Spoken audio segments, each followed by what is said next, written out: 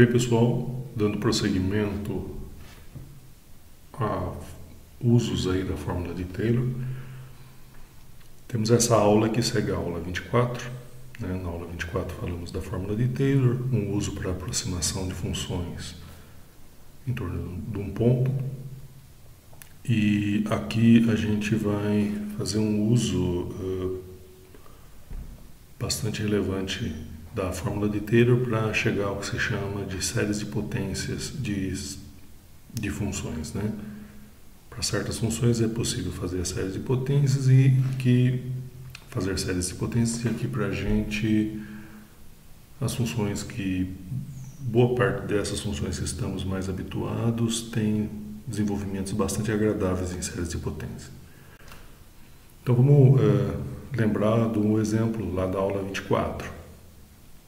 Nós desenvolvemos o seno na fórmula aqui de Taylor, né? Desse jeito, e também vimos que o resto em módulo ele é estimado por 1 sobre 2k mais 2 fatorial. Tá? Você nota o seguinte, aqui, ó, que o limite, quando k vai a infinito, de 1 sobre 2k mais 2 fatorial é zero. Tá?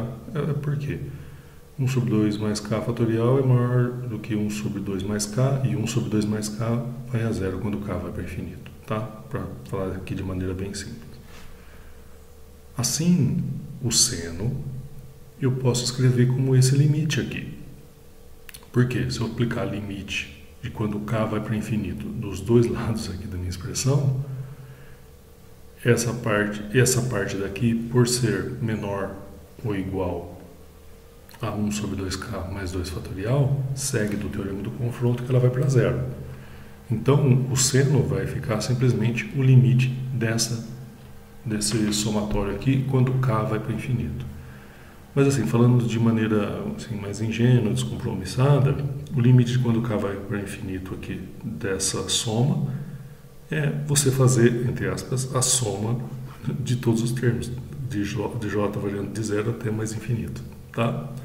Isso daqui eu falo de maneira ingênua porque tem certos cuidados ao se tomar expressões como essa, tá? Mas não se preocupe, eu não estou falando algo que vai te prejudicar aqui não, tá? Só estou falando que mais adiante esse tema aqui vai ser motivo de discussões adicionais. Mais adiante, digo, em outras disciplinas, os cálculos que virão a seguir no curso. Mas, de qualquer modo, nós temos esse resultado bastante interessante, né? Então, por hora, pense assim, quando você falar essa soma infinita aqui, você está falando desse limite, na verdade, tá? Você vai botar o x, botar na soma e fazer o limite dessas somas quando o k vai para mais infinito. Tá bom? Tá? Então, isso aqui é válido para todo x pertencente aos reais. Então, o seno é essa série. Observe, por que séries de potências? Séries de potências em x. Né? Então, tá aí essa expressão muito bonita que eu convido você agora a fazer coisa parecida, né?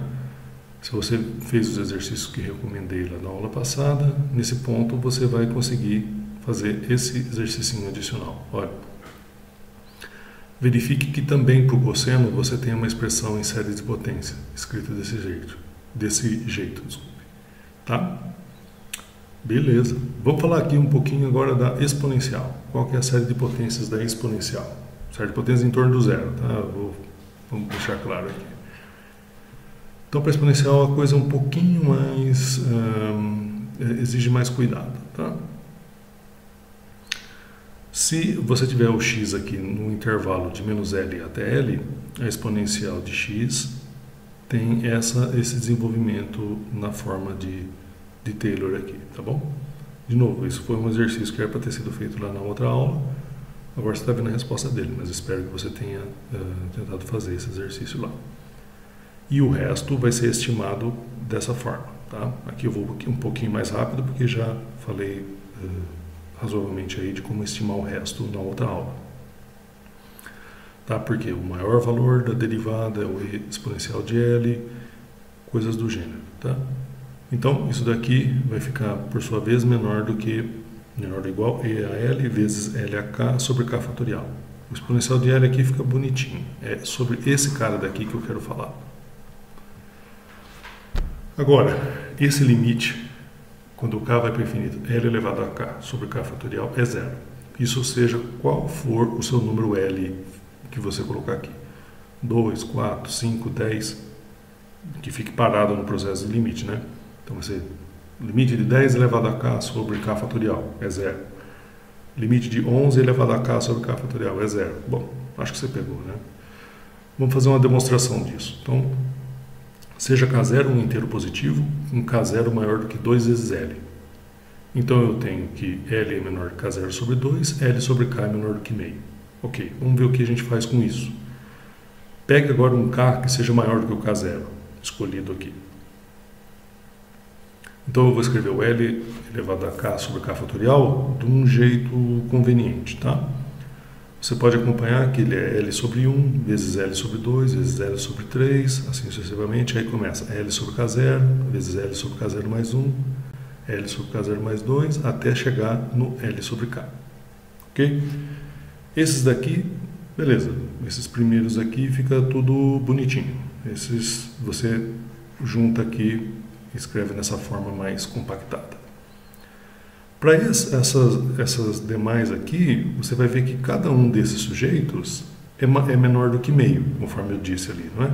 Que o k mais 1 é maior do que o k0 mais 1 é maior do que k, então esse quociente vai ser menor do que esse, que por sua vez vai ser menor do que meio. Então cada um desses fatorezinhos remanescentes é menor do que meio. Então vai ficar, vou botar um menor ou igual para ser conservador aqui. Vai ser menor ou igual, essa coisa que eu tinha falado estava separado, vezes esses caras, essas meio, vezes meio, quantas vezes? K menos K0 vezes. Então, o L elevado a K fatorial sobre L elevado a K sobre K fatorial fica igual, é menor ou igual LK0 sobre K0 fatorial vezes meio elevado a K menos K0. Ora, o K0 está parado. Fazendo o K ir para infinito, o que acontece? Isso daqui vai para mais infinito, e como você está elevando, esse sujeito é menor do que 1, elevado a algo que vai a mais infinito, isso tudo aqui vai para zero. Então está demonstrado aquele fato. Tá? Por que eu estou fazendo isso? Olha só. Por esse resultado auxiliar, nós temos então que esse limite aqui, quando o k vai para mais infinito, e elevado a L vezes E elevado a K sobre K fatorial também é zero, tá? O E elevado a L aqui, ele não influencia em nada, tá? Não se preocupe. Veja, aqui, ó, não tem nada em K, né? Se tivesse, aí ele teria com que se preocupar. Não tem, então não se preocupe, isso é uma constante. Assim, você aplica o limite à expressão lá da fórmula de Taylor e você vai ver que a exponencial de x se escreve como essa série aqui, de x elevado a n sobre n fatorial, por uma questão do momento aqui, entre menos L e L. Mas como o L aqui é arbitrário, esse intervalo menos L até L pode ser alargado de modo que você pegue um número real que desejar, certo? Você quer pegar lá o 50 vezes π, pega o L igual a 100, para dar um mais... Não, 50 vezes π, então pega um L maior. Pega um L igual a 300, tá bom? Vai abarcar esse 50 vezes π como um ponto lá do seu intervalo, então você vai poder fazer todo esse dispositivo e verificar essa expressão aqui também para um número real, né, tão grande quanto desejar. Então, isso é o que eu destaco. Como L é arbitrário, a gente pode alargar o intervalo até atingir o nosso x desejado, e para isso vai valer também a expressão, e agora a gente sabe que ela valerá para todo x pertencente aos reais. Então temos mais esse desenvolvimento em séries de potência agora para exponencial. E aí, como era de se imaginar, tem exercícios e 3 exercícios bastante importantes esperando por você. São esses exercícios A, B e C, um aplicado ao logaritmo, arco tangente e potências, e esse daqui que é chamado de teorema binomial, tá? Se você tiver dificuldade ou em um ou outro passo, veja aí das páginas 290 a 296 do Lang, o livro que a gente recomendou aqui como referência na nossa disciplina. Tá bom? Então eu quero ir um pouquinho além, agora que eu fiz esse desenvolvimento de séries e potências, e fazer um uso dele, né? Mostrar um exemplo de uso desse desenvolvimento em séries e potências. Aqui eu estou tocando brevemente nesse termo, o tema séries de potências ou séries de funções, que é um tema que abarca este. Mas mesmo tocando assim ainda de maneira superficial, eu posso tirar uma conclusão bastante importante, e eu queria apresentar essa conclusão aqui para vocês. Então, o que eu quero fazer? Eu quero estender a exponencial. Agora, além da exponencial para números reais, eu quero falar da exponencial para números complexos. Eu tenho que o número complexo, a forma geral dele é x mais y, com x e y reais, né? Então, é razoável, né, que eu, usando a propriedade de exponencial de x mais y, é exponencial de x vezes e y. Tá bom, beleza. Essa etapa a gente acha razoável. Então, até esse momento, beleza. O negócio é assim, o processo aqui vai estar concluído, esse de extensão da definição, se eu conseguir mostrar que essa expressão aqui tem sentido. O que é exponencial de i, y? O que seria, né? Então vamos lá, vamos prosseguir isso daí. Como que eu faria isso? Ora, eu sei que a exponencial de x é essa série de potências, como eu falei há pouco. Então, é razoável colocar o e e y também como essa série de potências. Certo? Bom, agora, essa expressão aqui do lado direito, ela faz sentido e eu queria só argumentar sobre o sentido dela um pouquinho mais e no processo de argumentação a gente vai ter uma surpresa bastante agradável. Então veja só, lembra que a série de potência é esse limite aqui, tá? Então e elevado a y eu vou definir como esse limite. Perfeito, tudo tranquilo. E vamos ver se o limite existe. Aí eu vou separar aqui para essa soma, vou analisar essa soma aqui para duas situações, k igual a 2L e k igual a 2L mais 1. Tá? Na verdade eu vou fazer direitinho aqui para o k igual a 2L, o 2L mais 1 eu vou deixar para que você faça. Tá? Veja só, a soma que vai de 0 até 2L dessas potências aqui, ela se decompõe em somas com n par, mas somas com n ímpar. Soma com n ímpares, tá? Beleza, sabemos disso. Como que eu expresso a soma com os n pares? Com n par. Eu faço j de 0 até n, agora aqui no lugar do n eu vou botar o 2L. Beleza. Então peguei todos os pares que estão entre 0 e 2L. E os termos ímpares são todos da forma i, com potências ímpares, melhor dizendo, i, y elevado a 2L mais 1 sobre 2L mais 1 fatorial. Então isso aqui com j variando de 0, desculpe, aqui eu esqueci, é com j aqui. J, você vai escrevendo, mudando de notação, ocorre isso, sabe? Espero que eu não tenha cometido muito esse erro lá para frente, que é bem conveniente ficar corrigindo enquanto 2J. Aqui, perfeito. Então tá bom, fiz o que era pretendido, de separar em termos pares e em termos ímpares. Aí faço essa conta, né, das potências aqui, né? Olha o que tinha logo atrás. Separo aqui desse jeito para cada uma das parcelas, fica i elevado a 2j vezes o sujeito aqui, depois i elevado a j vezes i, vezes aquela expressão que a gente já tinha. Lembro que o i, a propósito, o i aqui é o número complexo, né? O i aqui é o número cujo quadrado é igual a menos 1, tá? Então, uso isso daqui na minha expressão. Então, essa primeira soma vai ficar assim, menos 1 elevado a j vezes y 2j sobre 2j fatorial. Essa outra vai ficar a soma desses termos com menos 1 elevado a j vezes i, vezes esse cara. Aqui você vê que o número i ele é comum a todas as parcelas, então eu posso deixá-lo em evidência.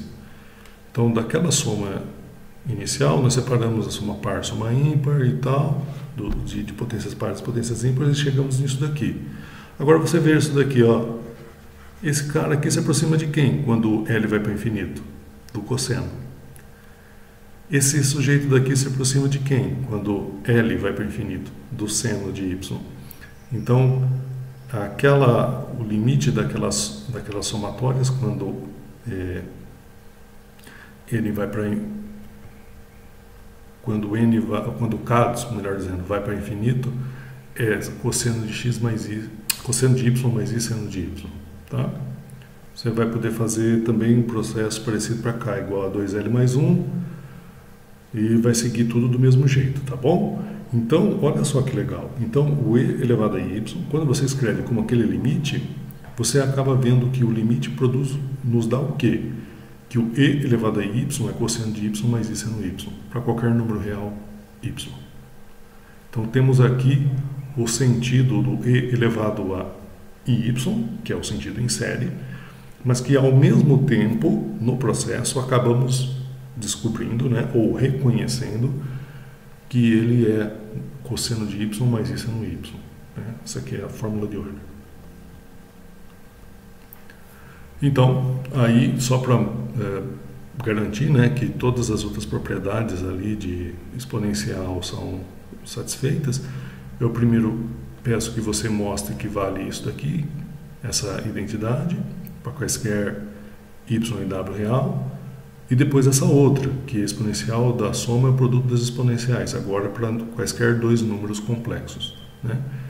E esse C, que, bom, agora está claro, né, de onde veio, mas se Z for real, você mostra que essa exponencial complexa coincide com a exponencial real. Ou seja, o que acabamos de fazer é de fato uma extensão da exponencial que a gente conhecia. A exponencial que a gente conhecia era para números reais, agora, com toda essa argumentação, a gente vê que ela faz sentido para números complexos. E aí tem um caso interessante que une diversas constantes importantes da matemática, que é essa identidade aqui, também conhecida como a fórmula de Euler, identidade de Euler. Uma fórmula bastante famosa, né? Que tiramos aqui como caso particular do que acabamos de fazer. Beleza, pessoal? Então, aí eu deixo aí algumas perguntinhas para vocês, né? E o logaritmo complexo? E potências complexas de números? Aqui eu botei número real, mas você pode falar potência complexa de número complexo também, tá? Tem que ser diferente de zero aqui para não dar problema. Tem algumas ressalvas nesse processo aqui. Então, esses dois assuntos aqui estão relacionados com o que eu acabei de falar sobre a exponencial, mas eu acho que nesse momento eles fogem um pouco do curso aqui de cálculo, e por isso eu vou deixar para aqueles que estão interessados, né, nesse momento de pesquisar sobre o tema. Tem várias referências aí, mas eu achei essa boa referência aqui em português, que é o do...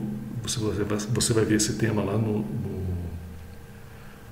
nessas notas que estão disponíveis na internet, chamadas funções de uma variável complexa, lá do professor Sérgio Luiz Zani.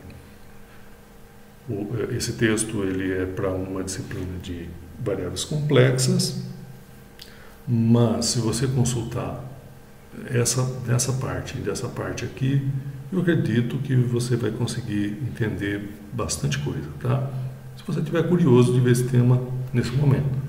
Se não, aguarde quando você for fazer um curso, a disciplina de funções de uma variável complexa. Lá você vai ver isso e muito mais, tá? Então, pessoal, veja só o quanto estamos fazendo com o aprendido aqui, né, na disciplina de cálculo, né? Você deve ter notado como ficaram mais densas, né, essas aulas recentes, né? A densidade dessas aulas se deve também a todo o aparato que a gente possui. Nesse ponto, nós temos aí uma disciplina toda de cálculo nos sustentando nas diversas aplicações.